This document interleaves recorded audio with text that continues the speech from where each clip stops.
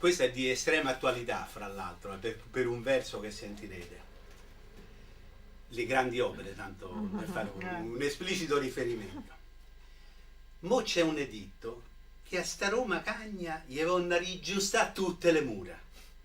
Infatti non è che qualcuno ci magna, non te pare per Dio caricatura.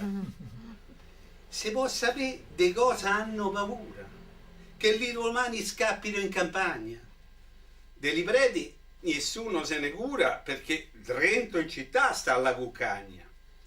Se poi siamo altri secolari, c'è bisogno dei muri e dei cancelli per farci restare Trento agli ripari. Per poche pecoracce e pochi agnelli dati in guardia alle cande pecorari, basta una rete e 4 bastoncelli.